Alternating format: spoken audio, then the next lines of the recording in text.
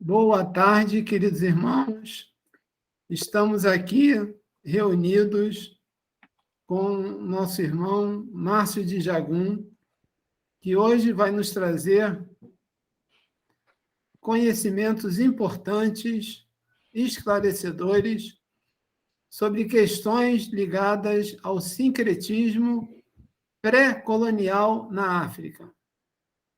Márcio Jagum é profundo estudioso, né, do assunto, e as nossas boas-vindas a você, Márcio, a palavra é sua. Obrigado, Paulo. Boa tarde a todas as senhoras, a todos os senhores. É um prazer enorme estar aqui com vocês. Sempre uma maravilhosa oportunidade de congraçamento, de reflexões, de trocas, de aprendizados para mim. Enfim, fico muito honrado, muito agradecido pela oportunidade mais uma vez. Pois bem, quando Paulo me convidou para fazermos esse bate-papo e o tema surgiu, eu fiquei muito instigado. Por quê?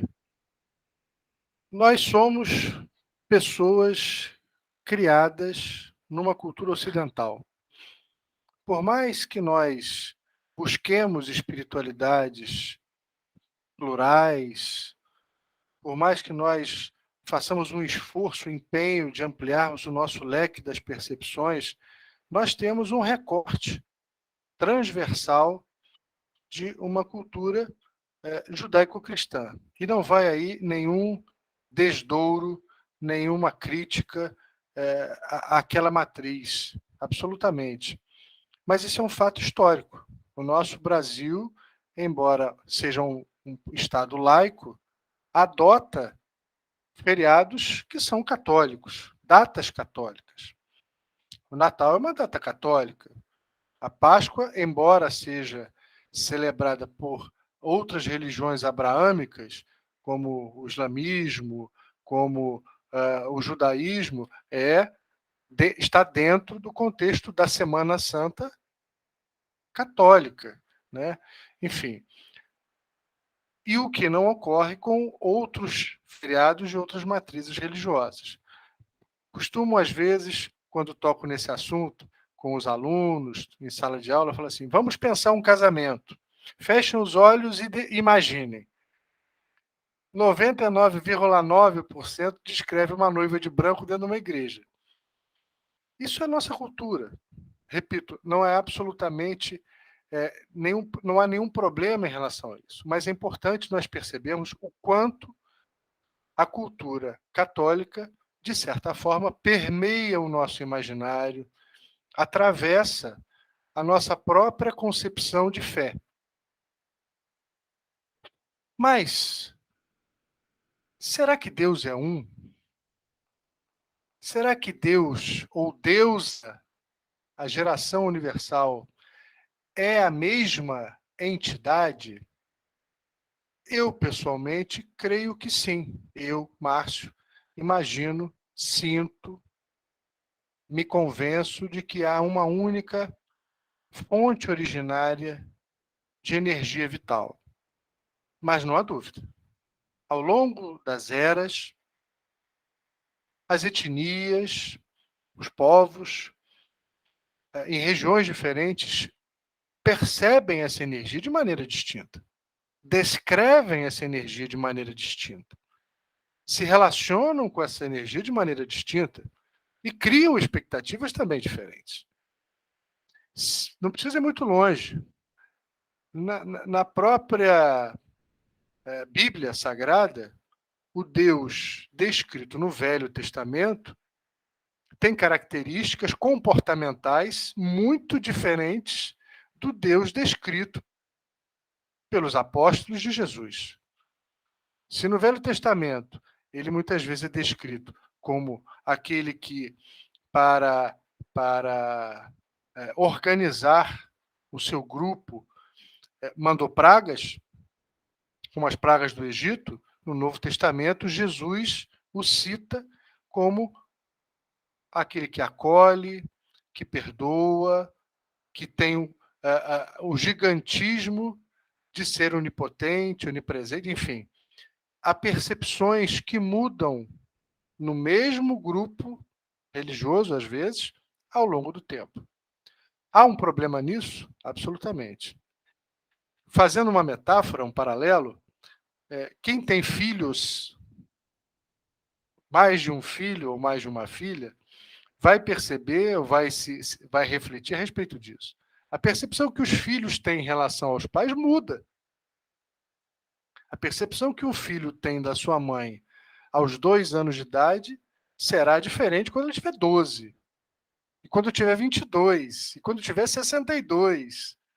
Muda, porque a relação se estabelece de forma diferente.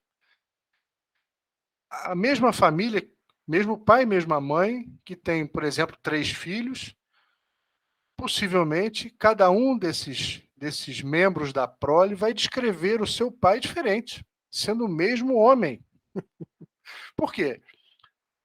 Essa descrição depende da relação, da proximidade ou não, da afinidade ou não, enfim. O que eu quero dizer é que, mesmo que Deus seja um, e eu confesso aqui que sinceramente acredito nisso, exercitar a diversidade, exercitar a liberdade religiosa é respeitar a possibilidade das pessoas entenderem essa mesma fonte de formas diversas. Mas o nosso recorte de discussão hoje aqui é o sincretismo antes do período colonial. Portanto, como na etnia Iorubá, que fica na atual Nigéria, no sudoeste da África, do continente africano, teve influência na sua concepção teológica antes mesmo dos colonizadores chegarem lá. Quando a gente fala de sincretismo, no nosso espaço sócio-religioso brasileiro, a gente imediatamente relaciona o catolicismo com os orixás, com os deuses africanos. Mas o sincretismo não é isso, ou melhor, só isso, como se fosse pouca coisa, não é. O sincretismo eu gosto de entender como uma relação de encontros culturais. E esses encontros culturais, ao longo da nossa história, já produziram diversos sincretismos. Vejam, o sincretismo havido entre gregos e romanos. Observem os sincretismos constituídos a partir do politeísmo romano e do próprio catolicismo na sua origem. Há historiadores que descrevem esse sincretismo de uma forma muito objetiva. Quer dizer, o formato clássico das igrejas, com uma nave central, um altar principal, reconstitui quase que ipsilíteres os templos romanos no culto aos seus deuses clássicos. Enfim, houve sincretismo entre os helênicos e os hebreus, houve sincretismo entre os egípcios e os hebreus, houve sincretismo entre os muçulmanos e os africanos. Portanto, onde tiver gente diferente e lugar de encontro, vai ter uma mistura bacana. E os sincretismos vão muito além do ambiente religioso. Ou seria errado dizer que há sincretismo culinário? Eu me lembro, eu já sou jovem há algum tempo, né? Tem jovens há menos tempo, eu já sou jovem há mais tempo. Mas eu me lembro, quando eu era jovem há menos tempo, minha mãe resolveu fazer um curso de japonês. E foi aprender japonês e na conclusão do curso foi feito um jantar. E aí as famílias foram acompanhando e tal. E todos nós, eu ainda jovem há menos tempo, me surpreendi com o negócio do peixe cru, que não era nada comum como é hoje. O tal do sushi, do sashimi, que viraram hoje comida de boteco, quase sem demérito nenhum, mas quer dizer que da popularidade que ganharam, né, não era tão fácil assim. Era algo absolutamente extracurricular, completamente. E hoje a gente vê sushi de banana. O que é isso? Se não observar as trocas, os encontros, inclusive de sabores. Quando a gente fala de pluralismo, de fé, de sincretismo, eu penso logo em São Jorge. E gosto de entender São Jorge como o mais pop dos santos. São Jorge deve ter sido um cara extraordinário, porque ele é celebrado entre os católicos romanos, entre os católicos orientais, entre os ortodoxos, entre os anglicanos, entre os umbandistas e entre grande parte dos candomblecistas. São Jorge está em todas. E não está nem aí para esse. Graça está rindo. E não está nem aí para os limites litúrgicos, para os protocolos religiosos. Ele está a fim de curtir a galera. E o povão, o bonito é isso, né? O povo encontra o sagrado pela pureza da sua fé. Enquanto as religiões, essas todas que eu citei aqui, podem ter os seus arranhões, as suas brigas, os seus cismas, São Jorge não está nem aí. O povão não está nem aí. E vai na macumba, e vai na missa, e reza para São Jorge, e está tudo certo.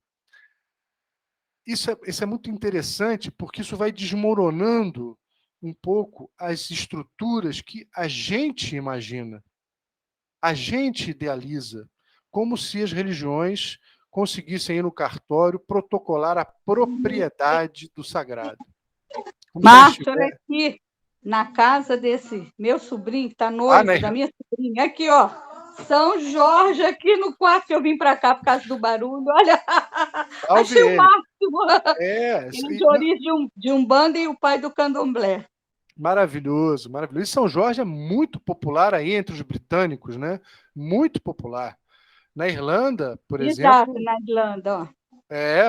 O culto a São Jorge na Irlanda é muito, muito disseminado. Aquela cruz na bandeira da Inglaterra, não da bandeira do Reino Unido, que a gente está acostumado, aquela azul, vermelha e branca, mas a bandeira da Inglaterra, do Reino da Inglaterra, né, que é branca com uma cruz no meio, aquela cruz é o símbolo de São Jorge. E depois, com a Constituição do Reino Unido, Inglaterra, Irlanda, Escócia, as cruzes, né? Aí sim a bandeira azul e com as cruzes vermelhas, aquela cruz é a introdução da representação dos 3 países, por isso que elas fazem aquela encruzilhada. E, novamente, a cruz central é de São Jorge. O cara está em todas, eu estou dizendo que ele é pop, não é à toa. Mas as religiões não têm a propriedade do sagrado. Não tem. Nós temos essa pretensão. Existem formas na academia em que a gente procura estudar essas relações intersociais, interculturais, interreligiosas, às vezes. E há praticamente 3 patamares que as pesquisas, os pesquisadores chegam. O primeiro deles é a chamada associação. Por exemplo, podemos associar Hermes, deus grego, do mercado, do movimento, a Exu, dos iorubais. A gente associa. Há regências que podem ser parecidas, há características que podem ser similarizadas, mas não se cultua um pelo outro, apenas se associa. A segunda camada de sincretismo a gente pode denominar como... Perdão, a segunda camada de relação a gente pode chamar de sincretismo. quando a gente sabe, por exemplo, que São Jorge é São Jorge e Ogum, o deus iorubá do ferro, da forja, da guerra, é outro. Mas a gente utiliza a imagem de São Jorge para cultuar Ogum e celebra Ogum com as cores de São Jorge. No entanto, nessa camada, no sincretismo, ainda que a gente possa substituir, a gente também consegue dissociar, sem causar dano a um ou a outro. E a terceira camada de sincretismo, perdão, de relação, a gente chama de imbricação. Nessa, o amálgama é tão conciso, é tão consistente, que a gente já não consegue mais separar um do outro. A gente já não sabe mais onde um começa e onde o outro termina. E eu vou citar duas divindades de matrizes de etnias africanas, como a deusa Banto Nzumba e a deusa iorubá Nanã. Nanã, para os iorubás, uma matriarca, uma velha senhora, que representa o útero originário, a lama primordial. Nzumba, também uma matriarca entre os Banto, que representa a origem da vida e que é associada ao eclipse. Portanto, a sua cor simbólica é o lilás. Em algum momento em que essas figuras deídicas foram embricadas, começaram a vestir Nanã de lilás. Os trajes, as roupas, os paramentos de Nanã passaram a ser na cor de Nzumba. E hoje, no candomblé, você já não sabe mais distinguir aonde começa uma e onde termina a outra. Se eu, por exemplo, fizer um candomblé e apresentar nos ritos Nanã sem vestir os trajes lilás, vão achar que eu estou fazendo alguma coisa errada. Isso é imbricação. A gente já não sabe mais onde uma começa, onde a outra termina. Tudo bem, até aí a gente vai bem. Mas e Deus? Para os iorubás, os orixás, embora utilizemos essa expressão vernacular, deuses, deídico, sagrado, eles não são deuses supremos. Por isso, o próprio Pierre Verger, que é um etnógrafo importante, francês também, como Kardec, francês também, um dos maiores estudiosos da cultura africana, ele defende que o candomblé e as religiões matrizes, principalmente as religiões tradicionais africanas, não são politeístas, porque acreditam num único Deus criador, a quem chamam de Olorum. Os deuses chamados orixás são deuses intermediários, não são os deuses criacionais. Mas essa ainda não é a discussão mais importante da nossa reflexão de hoje. A grande questão é, ainda que eu pense, Márcio, que Deus é um, será que os iorubás percebem Deus como os franceses? Será que os franceses percebem Deus como os portugueses? Será que os indianos percebem Deus como os haitianos? Sendo ele um ou não.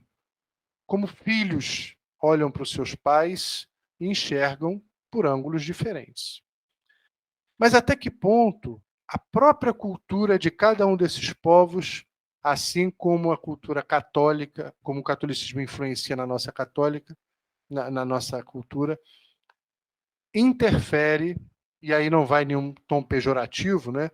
Até que ponto as culturas locais transpassam essa percepção de Deus.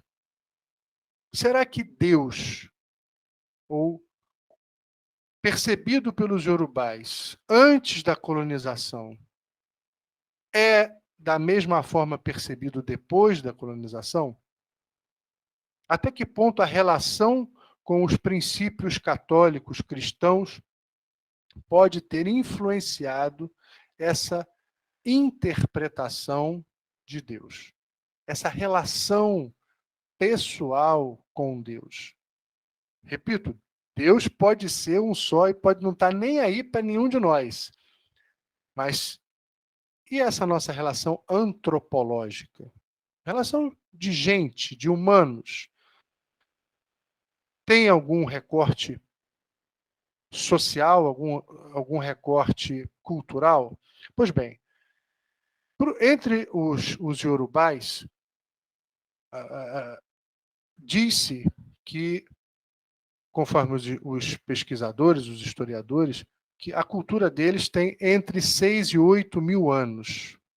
Percebam, não é pouca coisa. Fazendo um paralelo com a Igreja Católica existe há 2.000 anos. E não é pouca coisa. Olha, né? 2.000 anos, 2 milênios, não é para qualquer um. Dá para encarnar e reencarnar mais de uma vez, não dá não? Dá. Pode até fazer umas besteiras, tirar umas férias, entrar num curso intensivo, mas dá para voltar mais né? Um punhadinho de vezes, não dá não? 1 milênio? 2 milênios, então, nem se fala. Que dirá entre 6 e 8 mil anos. É tempo para chuchu. Tempo à beça. Então, há 8 mil anos, vamos dizer assim, vamos arredondar, já existe uma religião, ou já existiam relações religiosas lá. Será que essas relações foram impactadas com a chegada dos missionários europeus? Porque a cultura de lá é uma cultura oral. Longe de pensar que a cultura oral é fraca, é frágil. Não é.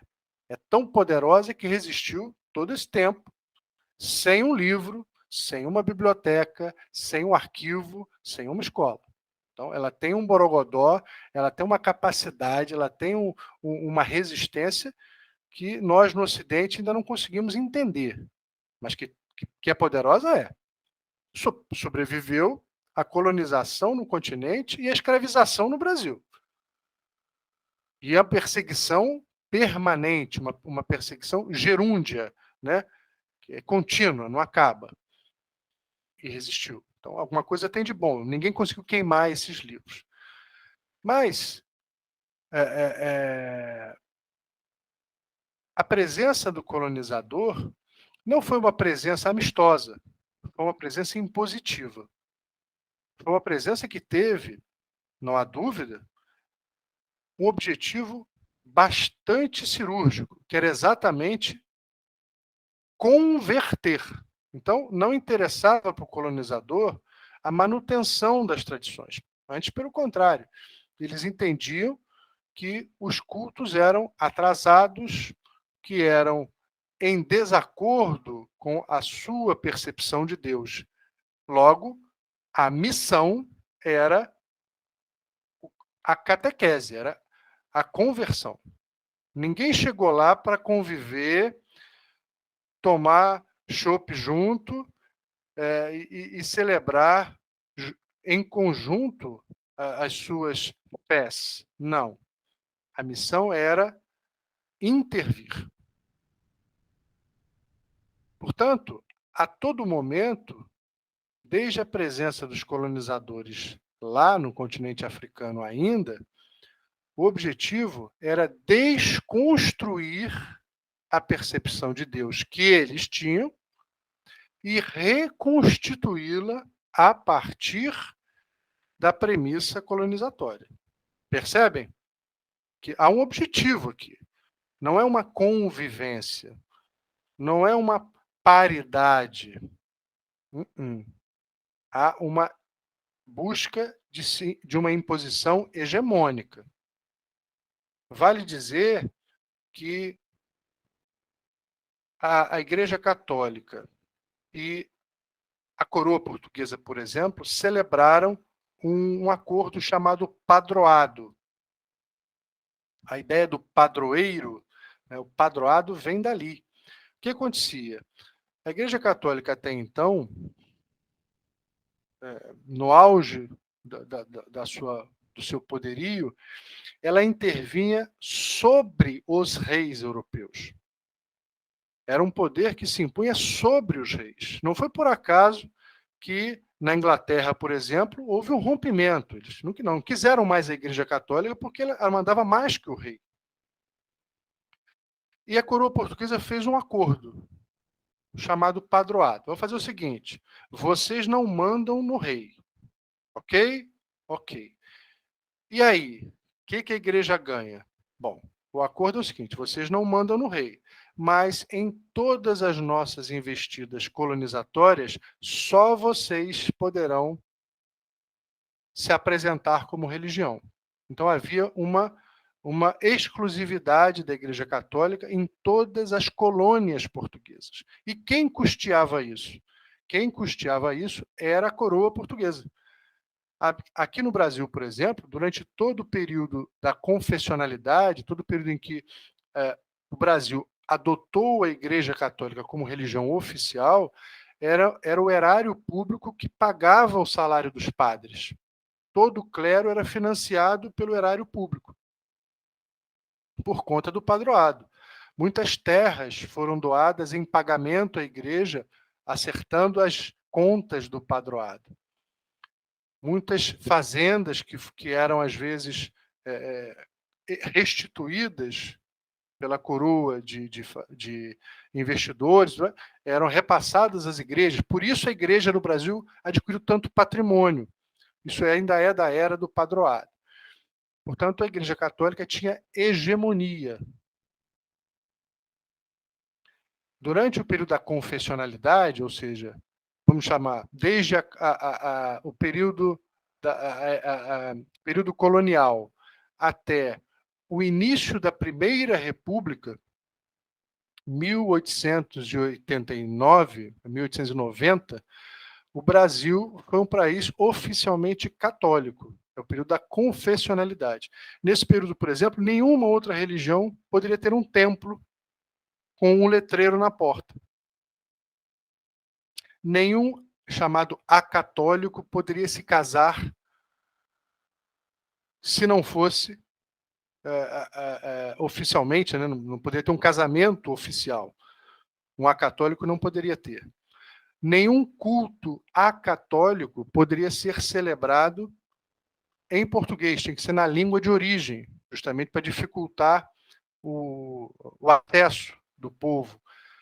Enfim, até que, em 1890, o Brasil adota a primeira Constituição republicana e assume a laicidade do Estado, e deixa de ser um país confessional, um país que tem uma religião, para ser um país que permite todas as religiões, que não tem todas, mas o Brasil não tem religião, essa é a laicidade, mas permite todas as religiões. Logo, a gente entende historicamente o quanto dessa influência que todos nós temos. Repito, não estou fazendo nenhum julgamento de mérito, são fatos da nossa história que são importantes para a gente entender quem somos, por que somos, né? E o que pretendemos ser, quanto vale a liberdade religiosa. Mas lá no continente africano, desde a chegada dos colonizadores, como a tradição era oral, não há registros de como essa cultura, de como essa tradição entendia Deus antes desse impacto colonizatório.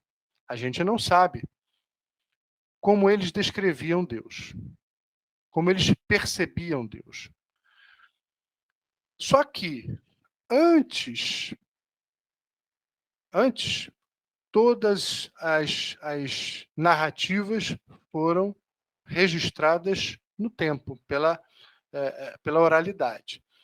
Segundo o Pierre Verger, as únicas fontes principais de informações que nós temos, a partir da colonização, eram viajantes, missionários cristãos e antropólogos. Os antigos viajantes frequentemente faziam relatos, de certa forma, pitorescos, ressaltando questões ditas exóticas sobre aquela cultura local, sem nenhum compromisso, digamos, acadêmico. Os missionários cristãos, por sua vez, faziam relatos fundados na sua fé cristã, nas suas noções de moralidade, nas suas noções de bem e de mal, e, de certa forma, pesavam gravemente, de uma forma bastante discriminatória, sobre as culturas locais. E a terceira fonte, que eram os antropólogos, de uma certa maneira, também, nos seus relatos, transbordavam um pouco da sua própria formação cristã. Portanto, em nenhuma dessas três possibilidades de fontes havia relatos favoráveis ao espírito de compreensão e minimamente de respeito em relação às convicções religiosas nativas daquelas comunidades. Todas as descrições já começam, a partir dessas três fontes, de certa maneira, eivadas de preconceito.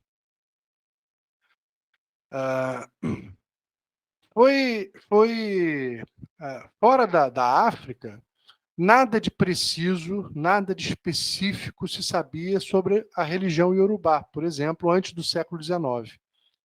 Foi exatamente em 1845 que se publicou, através da Vesac, algo sobre a etnia dos Ijebu. Mas as descrições eram muito estigmatizadas. É dessa época, do século XIX, que surge a ideia do fetichismo. Possivelmente vocês já escutaram isso, né? Então, as divindades africanas foram batizadas com o nome de feitiço, que é uma palavra portuguesa que significa algo que era feito, formado, coisa feita. Então, a ideia, fulano fez, tem coisa feita, feitiço. O fetichismo vem da palavra portuguesa que atribui negativamente, ou pejorativamente, essa ideia de algo formado, feito, criado, nem sempre com os melhores propósitos. Por exemplo, tem descrições de viajantes como o Duarte Pacheco Pereira, falando do Rio Lagos, que fica na Nigéria, datado de entre 1506 e 1508. Entre aspas, dizia assim: os negros deste país são idólatras, mas como isto são coisas sem muito interesse, evitaremos mencioná-las. Para vocês verem que os termos não eram bons. Por exemplo, separei aqui, diz assim, Bosman, sua religião é tão ridícula e tão confusa. Nidel, supersticiosa, ridícula e sem fundamento. Essas são as descrições, entre aspas, dessas fontes primárias. Olha como isso vai acumulando camadas de preconceito e de descontextualização. Demarchar, abre aspas, um mundo de costumes supersticiosos. Sinal grave, uma espécie de idolatria de um incrível absurdo. Não é?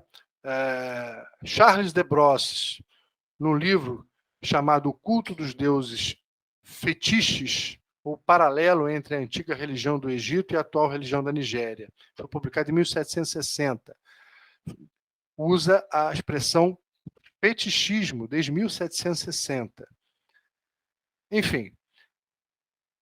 Mas o fato é que a construção de Deus a partir de uma visão cristã foi no tocante da colonização para cá. Mas e antes da chegada dos portugueses, dos ingleses, dos franceses, dos italianos, dos alemães no território africano?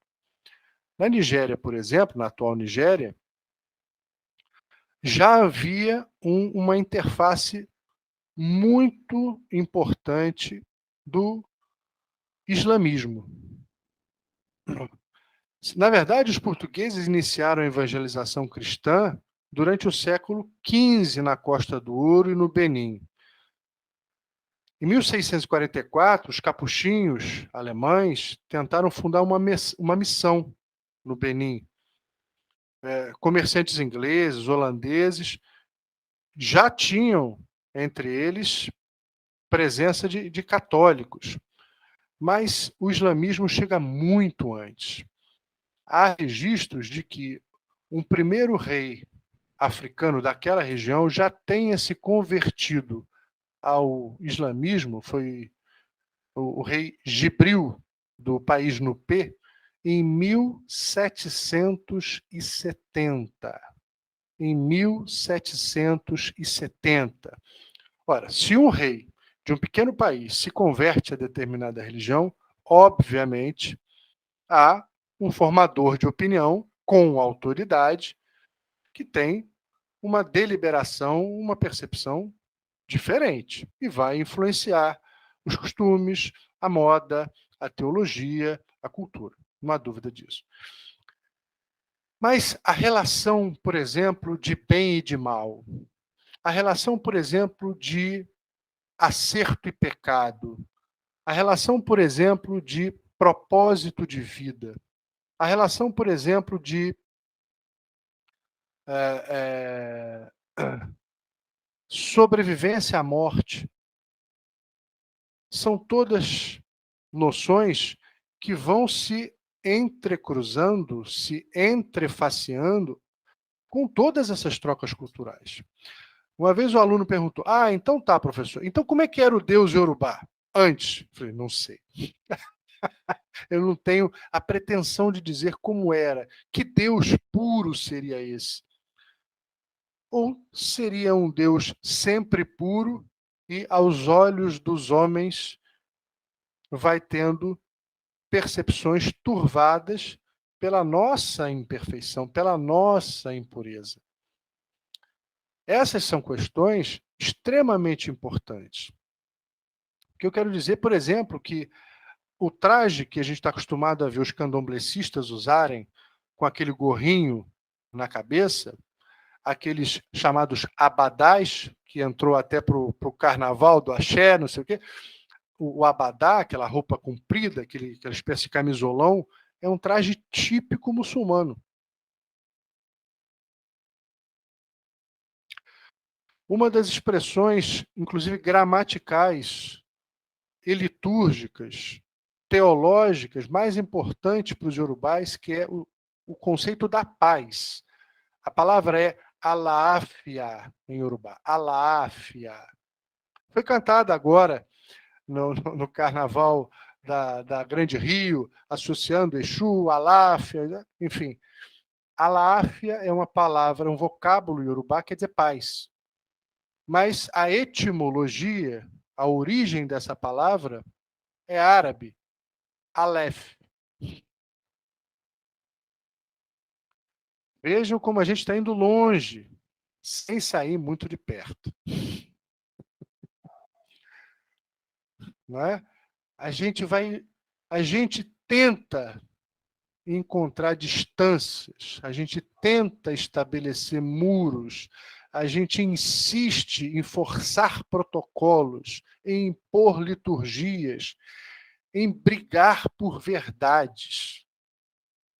Mas, meus amigos, minhas amigas, quanto mais eu me enrolo nesse negócio, mais cabelo eu arranco e já não tenho mais cabelo para arrancar. Não vamos conseguir chegar a um conceito de um Deus originário em cultura nenhuma. Não vamos. E olha que tem tempo. Hoje, a querida Graça conheceu, não sei se o Paulo conheceu, a querida Thelma Thelma Gama, que quinta-feira, dia 28, fez a passagem, foi para outros mundos, seguir sua linda viagem. Colega nossa da UERJ, do Programa de Estudos e Pesquisas das Religiões, que ela foi coordenadora executiva durante quase 30 anos, cansava de dizer isso. Quanto mais eu entendo as religiões, menos eu entendo os religiosos. Porque os Ela era uma sábia. Né, e ela lidava com todas as religiões, né, Márcia? Então, podia dizer isso para a gente. Não, eu, inclusive, disse isso hoje no velório dela, né? A Thelma era o protótipo da diversidade. Ela era a multiplicidade religiosa, porque ela dizia: eu sou italiana, eu sou cigana e eu sou candomblessista. Ela era tudo como nós somos, um pouquinho de cada coisa. Às vezes a gente nem se dá conta.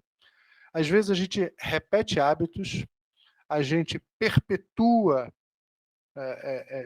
significados, gestos, falas, culturas que já nascem embricadas.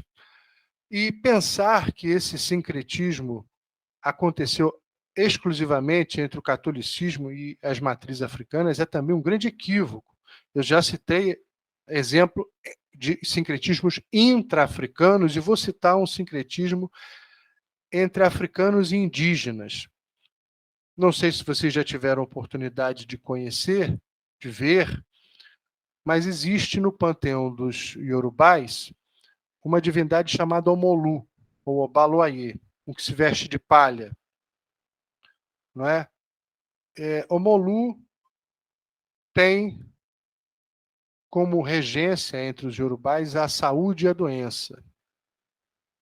Um Deus que se cobre de chagas, tem o corpo coberto de chagas, aquela coisa toda, é invocado para o equilíbrio da saúde, enfim. Mas aqui no Brasil, a oferenda mais comum, mais popular a ele é a pipoca, que se diz deburu. Muito bem.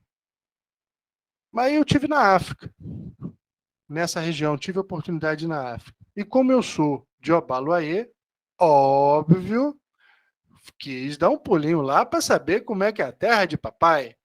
E qual não foi minha surpresa quando eu vi que a oferenda para o Omolu não era pipoca. Era milho, mas o milho vermelho, não o milho alho, o milho da pipoca. Não era. Aí eu falei, peraí.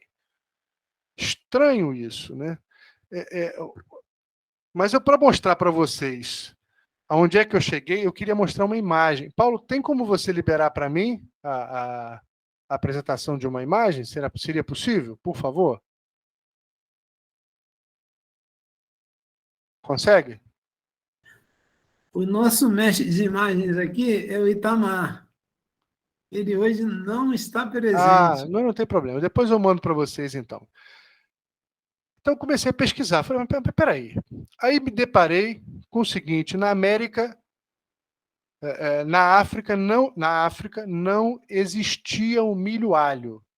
Peraí, agora o negócio ficou mais encrencado. Como é que uma divindade africana, que aqui no candomblé a gente dá pipoca a vida inteira, toma banho de pipoca, come pipoca, distribui pipoca, joga pipoca, come pipoca, faz pipoca, não tem pipoca? Como é que é isso? E aí eu consegui entender isso tudo. O sincretismo que se estabeleceu entre os africanos e os indígenas. Por quê? Porque eram todos eles, naquela sociedade colonial, estigmatizados como os invisíveis, como os à margem da elite. Eles se encontravam. Sabe aquele negócio que durante os donos da obra chegam para pagar, mas os trabalhadores da obra têm as suas conversas e ninguém sabe que o dono da obra não sabe que eles conversam? não sabe de onde eles vêm, para onde eles vão, o que eles comem. Tu vai lá na sexta-feira para pagar e saber se a parede está reta ou se não está, se falta muito e tudo mais. Então, mais ou menos assim, indígenas e africanos, afrodescendentes, foram se entrosando. E uns convidavam os outros para as suas celebrações religiosas. Os iorubás, por exemplo, se surpreenderam quando chegaram entre os Pancaru, por exemplo, etnia indígena do Brasil, e se depararam com deuses da saúde e da doença que se vestiam de palha da cabeça aos pés. E o que eles davam? Os indígenas oferendavam para as suas divindades? Pipoca, porque o milho alho tem aqui no continente americano, não tinha no continente africano. E aí, na retribuição, quando os indígenas começaram a participar, a ser convidados para o culto dos africanos, já no território brasileiro, eles viram o Molu. Disseram, caramba, um deus da palha, da saúde e da doença? Posso fazer oferenda? Pode. E começaram a oferendar pipoca, o deburu. Observem que essa sutileza do sincretismo não é religiosa, é humana, é relação humana, é cordialidade, é proximidade, é gentileza que se expande para o ambiente da fé. Não é de lá para cá, é daqui para lá, como diz o outro. Portanto, quem é Deus?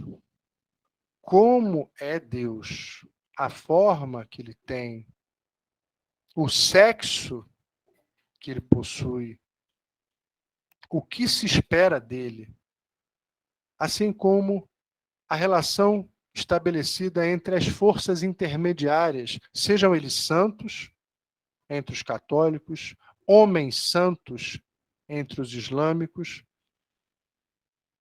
divindades entre os hindus ou orixás entre os iorubás, são denominações humanizadas.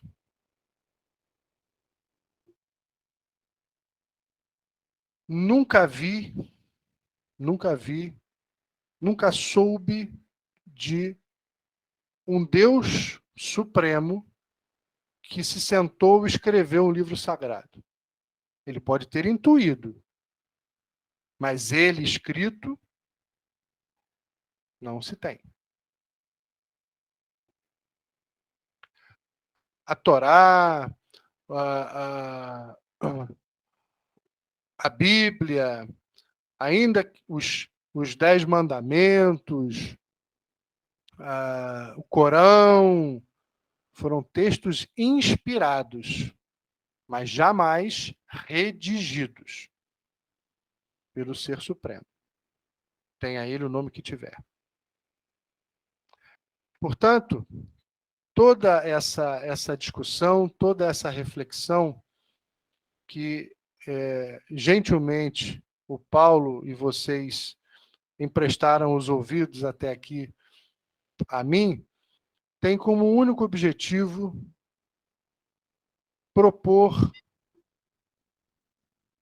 que, enquanto humanos, nos lembremos que nós não somos e não seremos jamais donos de nenhum sagrado. Tenha ele o nome que tiver. No máximo, a gente inventa as liturgias. A gente oferece possibilidades para que nos sintamos mais à vontade dessa ou daquela maneira de celebrar a nossa fé. Mas nós não somos proprietários de nada, nem de ninguém, muito menos daquilo que não é físico, é metafísico. Portanto, agradeço mais uma vez a atenção, a gentileza, o acolhimento, a oportunidade, e encerro por aqui a minha explanação, deixando o espaço para que a gente possa trocar reflexões, perguntas, respostas, comentários. Muito obrigado. O Márcio, teve 2 séries que eu li, não sei se você já leu, do Christian Jacques, que foi um egiptólogo, que ele fala do reinado de Ramsés, são 5 volumes, eu mandei para você, e A Pedra da Luz. Ele comenta, né, da influência egípcia sobre o povo núbio, através do rio Nilo, né? Você tem alguma coisa que poderia nos ajudar aí? Não, eu não conheço esses escritos. Já ouvi falar, não conheço esses escritos. Mas posso adiantar o seguinte, por exemplo, mesmo entre os iorubais, vale dizer que Ogum, Orunmila, o Duduá, que são divindades do panteão dos iorubais, historicamente já se comprovou, não nasceram naquele território. Todos eles vieram da região de Meca, Meroé e Aksum, região tipicamente islâmica, né? Eles desceram, eles migraram até o centro-sudoeste da África e são considerados, o Duduá, por exemplo, como um dos patriarcas do povo iorubá. Então, a gente está falando de milhares de anos atrás. Mas não são nativos de lá. Ou seja, eles trouxeram daquela região de Meca, né, do entorno de Meca, para o centro-sudoeste da África, cultura, tecnologia, inclusive elementos. Ogum, que é entre nós chamado de o ferreiro, o general, né, o Ologum, o senhor da guerra, é descrito historicamente como um daqueles que migrou nesse período e ensinou a tecnologia da forja. Porque eles tinham a tecnologia de onde vieram. E na região em que se estabeleceram havia matéria-prima, o minério de ferro. A região hoje chamada de Ifé, Ilé-Ifé. Um polo importante da cultura iorubá, da religiosidade iorubá. Então foi a fome com a vontade de comer. Ele sabia fazer e tinha os elementos de trabalho, desenvolveu um belo projeto, um belo trabalho. Mas a gente tem muita dificuldade, às vezes, Paulo, de temporalizar certos feitos. Por quê? Primeiro que a cultura é oral, portanto, os relatos, as narrativas, dificilmente são datadas. Então, a gente busca elementos, informações nas narrativas que nos deem dicas, nos proponha períodos. Por exemplo, na narrativa em que Xangô entra marchando com seu cavalo na cidade de Oió. Bom, quando o cavalo aparece nessa região historicamente? A gente tem uma datação histórica. Opa, eu estou falando entre o período tal e o ano tal. Oxum é descrita e as suas pulseiras de ouro, quando o ouro é derretido nessa região. A gente tem uma datação histórica. Entende? Então, a gente tem que ir fazendo essa reconstituição. É quase um trabalho de arqueologia. Márcio, aqui você falou, fiz um monte de anotações aqui, né? Da associação, do sincretismo e da embrionação, não é isso? Embricação. Embricação. E aí, qual desses 3 você acha que foi o mais comum, dentro da África? Há vários níveis, né? Como eu mencionei. A associação, o sincretismo e a imbricação são, talvez, níveis de entrosamento intercultural. Por exemplo, quando a gente descreve Olorum, que é o deus Yorubá, o deus supremo Yorubá, com certas características de ser supremo, algumas características, a gente consegue observar que há atribuições dadas a ele pelos homens muito parecidas com conceitos islâmicos. Com o passar do tempo, algumas atribuições dadas a ele pelos homens, passam a ter características típicas dos cristãos. Porque é assim, né? A Bíblia mesmo fala, né? Nós somos imagem e semelhança de Deus, mas a gente é doido para atribuir a nossa imagem e semelhança a Deus. A gente quer que Deus seja igual a gente. Então a gente vai dando características para Deus. Ah, ele tem barba branca. Ah, ele tem cabelo grande, é barrigudo, não sei o quê. Enfim, a gente é que vai desenhando Deus, personificando Deus ao nosso molde. Quando nós somos vingativos, quando nós somos rancorosos, a gente diz que Deus é assim. E que vai fazer isso com os nossos inimigos. Eu não sei, Deus não está nem aí porque a gente está falando. Está olhando para a minha cara, está rindo, mas eu estou dizendo que Deus faz isso, porque eu aqui queria que ele fizesse o que eu faria se estivesse no lugar dele, sentado lá bonitão no trono. Aí, Márcio, as pessoas escrevem, né? A ira de Deus, né? Olha só. Exatamente isso, Paulo. Você observa que o próprio catolicismo, né? Repito, estou mencionando pela importância cultural, sem nenhum tom pejorativo.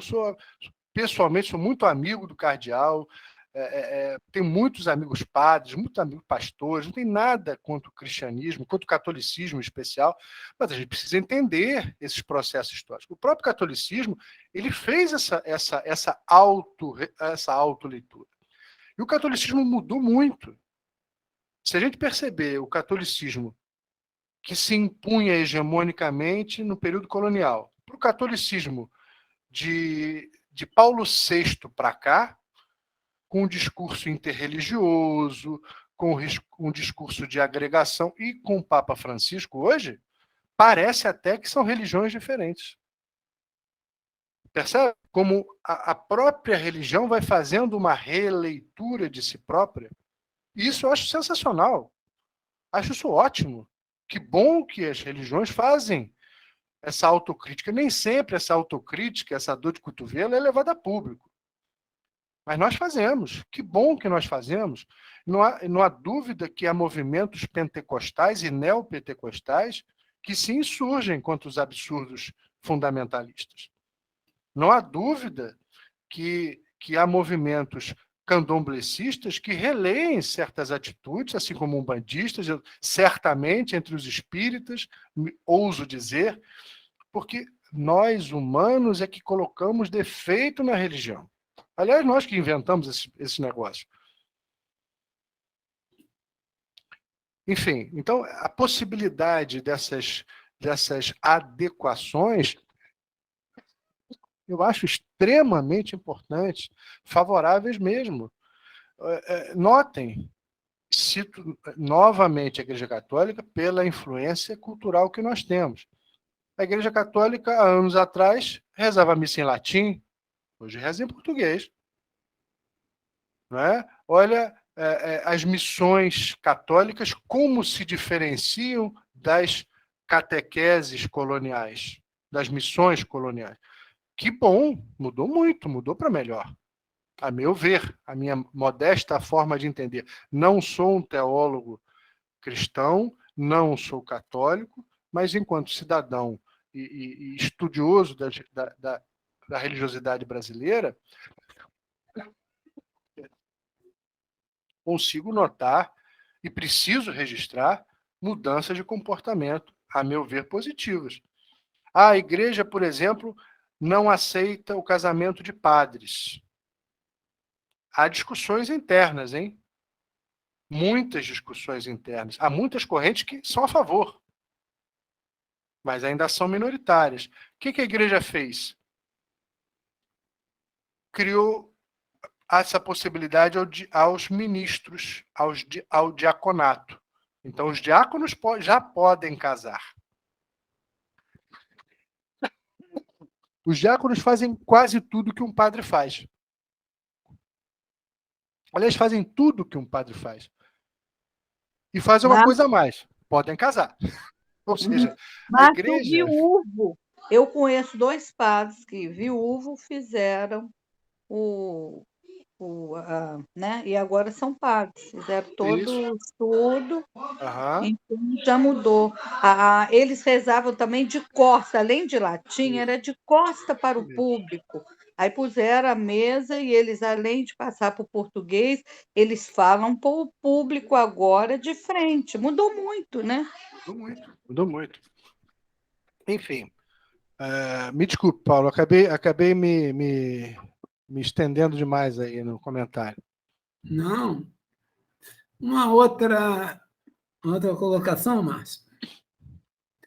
O Império Romano, de maneira muito inteligente, ele dominou aonde ele esteve, respeitando as culturas locais. Na África, isso foi totalmente diferente. O Império Romano é uma grande influência para todo o Ocidente. Toda a nossa estrutura do direito, por exemplo, o direito ocidental, praticamente todo ele é calcado no direito romano. Os conceitos mais basilares do direito são estruturados desde a Roma Antiga. O direito civil, o direito à propriedade, conceito de estrangeiro, né? Está tudo lá. Existe o direito anglo-saxão, um pouco diferente, mas a raiz, né? A estrutura bebe da cultura romana. Os romanos tinham essa característica.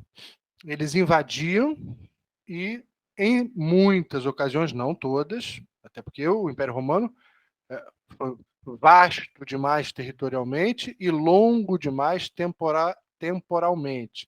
Mas em grandes períodos, em certas gestões, teve os cônsules, os imperadores, enfim, variou muito. Os triunviratos e tal, mas em alguns períodos eles agiam realmente assim.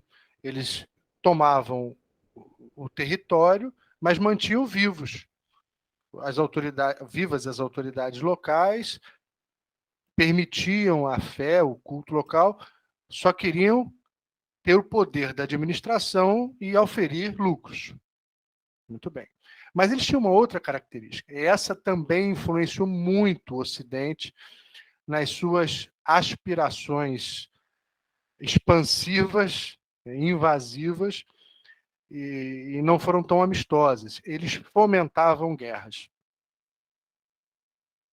Quando eles percebiam que o inimigo era poderoso demais, eles não enfrentavam de peito aberto. Eles começavam a financiar guerras dos inimigos locais, a fornecer armas aos inimigos locais. E isso, infelizmente, continua inspirando as mesmas febres invasoras até hoje no Ocidente.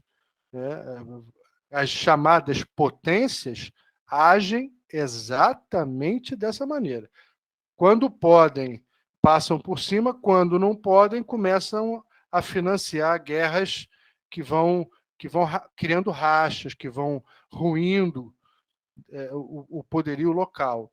Isso aconteceu na colonização africana. Por exemplo, os ingleses, e assim, é importante a gente perceber, porque a gente olha hoje as nações africanas e olha hoje as nações europeias e fala assim, mas como assim eles não conseguiam invadir? É porque hoje a gente está vendo o bagaço da laranja, tá, gente? A gente não está vendo o reino do Congo no seu auge, o reino de Angola no seu auge, o reino Iorubá no seu auge. Eram potências. Então, os invasores chegavam lá, eles eram menores em número, podiam até ter armamentos, digamos, diferenciados, que facilitava bastante o embate, mas eles eram menor em número. Não tinha, o reino do Congo se estendia por grande parte do continente africano. Era coisa beça, era grande demais. Alberto da Costa e Silva, no seu livro A Enxada e a Lança, relata documentos de europeus que chegaram antes do período forte da colonização no continente africano e descrevem grandes cidades, ricas cidades, sofisticadas cidades. O que a gente vê na África hoje é o bagaço que sobrou, né, nesse sentido, né, o resto da invasão, da agressão dos europeus. Não dá para comparar o que era antes com o que os europeus deixaram. E eles fizeram muito isso.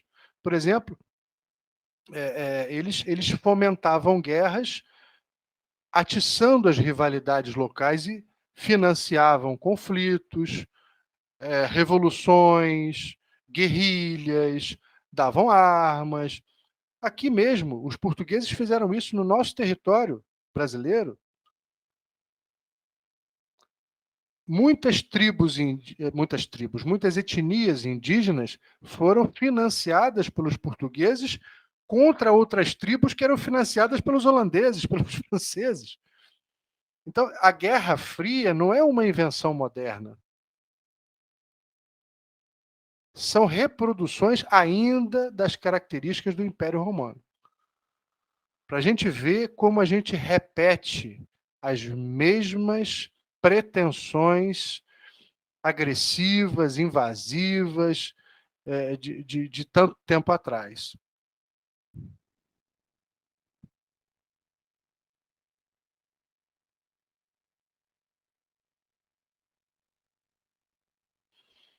Paulo, seu microfone está fechado. Alguém gostaria de colocar alguma coisa? Tem alguma pergunta?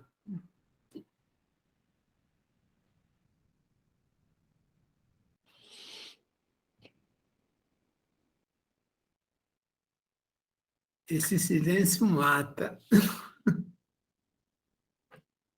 Eu tenho muito a agradecer a oportunidade de estar aqui tão longe de vocês e parecendo que está aí pertinho. Olha a tecnologia, que maravilha, né? Legal, Nos né, dá Graça? essa possibilidade de estarmos juntos tão longe, né? Isso que eu também quero agradecer pela oportunidade do Paulo ter conseguido me dar tempo, horário, que aqui são 4 horas, né, a mais, que aí estamos juntos, né? E gostei muito, né, Márcia? Aprendi bastante, relembrei algumas coisas, eu aprendi também. E isso tudo foi aí, aqui no Rio de Janeiro mesmo, isso que você acabou de falar, né? Foram os índios e os franceses, né? Os portugueses que expulsaram os franceses, né? Então, repetindo isso que você falou, repetindo as táticas, né, romanas que ainda hoje sagra o nosso mundo. É o que nós estamos vendo nesse momento, infelizmente. Né? Sumiu de novo? A Rússia com a Ucrânia está repetindo a mesma coisa. Quem está financiando a Ucrânia? Então, são duas potências degradando através de outra, mais frágil, né? Essa Guerra Fria, essa guerra, quem é que tem mais poder? Né? Então, não conseguimos ainda nos ver como irmãos, somos inimigos. Se não sou eu, se não é dos meus, é meu inimigo. Então, nós temos muito que pedir a Deus que nos seres, nós humanos, o que está faltando na nossa humanidade é exatamente sermos humanos. Isso ainda não aconteceu, principalmente quando a potências, né, o poder derruba o ser que se acha Deus. Ele pensa que está nesse local, nesse lugar, e pode fazer aquilo que ele acha que é o melhor para ele, para a nação dele, é lógico. Ainda estamos muito embrutecidos como seres humanos, não conseguimos achar a nossa humanidade. Oi, Então, o Hernandes obrigada. levantou a mão. Fala, Hernandes. Alô, está ouvindo? Eu Ouvindo. quero cumprimentar o ilustre palestrante pela aula que ele nos deu. Amplo, riquíssimo, com grandes detalhes. Eu quero me referir aqui ao aspecto religião. A gente já sabe que religião é uma criação humana, não é de Deus, é para chegar a Deus. Mas o problema das religiões é que elas são, digamos, são antagônicas, competitivas. A minha é melhor, a sua é pior.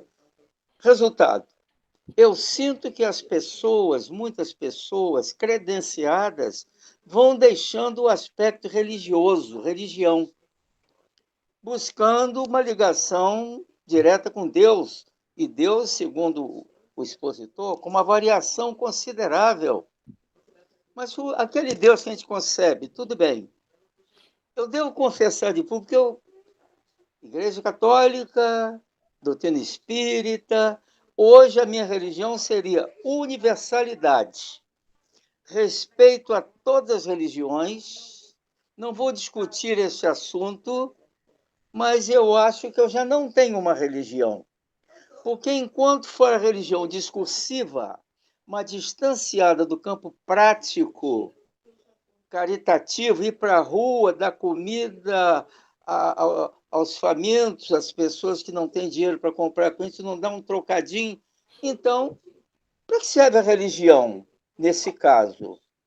Quando a gente está muito sofrimento, muito perdido, tudo bem. Mas se está com uma vida mais ou menos organizada, tranquilo, não sei. Eu acho que a religião ficou um problema altamente embaraçoso e o expositor ele falou em tese. Então, agradeço a sua aula, agradeço a oportunidade do Paulo César em criar esse ambiente tão saudável para que nós possamos aprender mais e melhor. Parabéns a todos, mas fica a minha restrição aqui ao aspecto religião. É só e obrigado.